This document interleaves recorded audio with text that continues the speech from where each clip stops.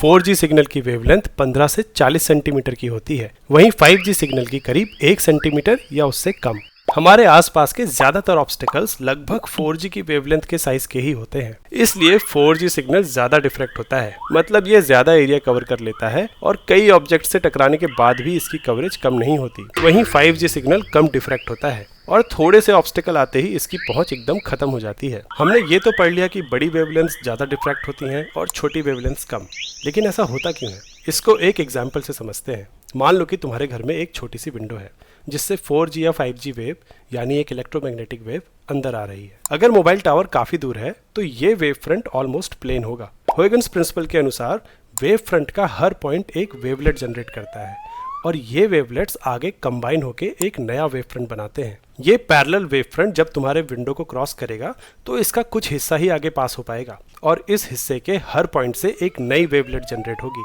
जो बीच की वेवलेट्स होंगी वो तो कंबाइन होके आगे एक नया प्लेन वेव फ्रंट बना देंगी, लेकिन ये कॉर्नर की वेवलेट्स अपना एक नया वेव फ्रंट बनाएंगी जो स्फेरिकल होगा। अब डिफ्रैक्शन कितना होगा ये इन वेवलेट्स के इंटरफेरेंस पे डिपेंड करता है। इंटरफेरेंस तब होता है जब एक से ज्यादा वेव्स ओवरलैप करती हैं और कंबाइन होके एक नया वेव पैटर्न बनाती हैं। अगर वेव्स एक ही फेज में है तो ये इंटरफेरेंस कंस्ट्रक्टिव होगा और अगर अपोजिट फेज में है तो डिस्ट्रक्टिव। इस सिग्नल में हर लाइन एक वेव फ्रंट यानी एक फेज को दर्शाती है। मतलब अगर ये लाइन एक वेवलेंथ का क्रेस्ट है तो ये नेक्स्ट लाइन अगली वेवलेंथ का क्रेस्ट होगी। अब जैसे ही ये दो वेव्स एक दूसरे से ओवरलैप होनी शुरू होंगी तो जहां जहां पे ये लाइंस मिलेंगी वहां पे कंस्ट्रक्टिव इंटरफेरेंस होगा। अगर हम इस इंटरफेरेंस को एक स्क्रीन पे देखें तो ये कुछ ऐसा दिखेगा। बीच में सिग्नल की स्ट्रेंथ मैक्सिमम होगी और बाहर की तरफ कम होती रहेगी। अब अगर वेवलेंथ बड़ी है तो ये इंटरफेरेंस काफी दूर दूर होंगे और सिग्नल एक बड़ी एरिया में फैलेगा, मतलब डिफ्रैक्शन ज्यादा होगा। लेकिन जैसे जैसे वेवलेंथ कम होगी ये पैटर्न एक छोटी एरिया में सिमटता रहेगा,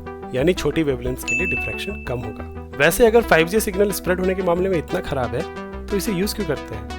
कभी सोचा है? क्या तुम जानते हो कि तुम खुद के लिए शॉपिंग करके भी स्टोरीवाइज को सपोर्ट कर सकते हो? हम हर वीडियो में कुछ प्रोडक्ट्स टैग करते हैं। उन प्रोडक्ट लिंक्स पे क्लिक करके अगर तुम फ्लिपकार्ट पे जाके शॉपिंग करते हो तो हमें थोड़ा सा कमीशन मिल जाता है। इस वीडियो में मैं 2 प्रोडक्ट्स टैग कर रहा हूँ। पहला Wacom Intuos Pro digital drawing tablet, जिसको हम स्टोरीवाइज में ड्राइंग्स बनाने के लिए इस्तेमाल करते हैं, और दूसरा Sennheiser के ये हेडफोन्स जिस पे मैं अपने वीडियोस के ऑडियो रिकॉर्ड करता हूँ। Go check them out.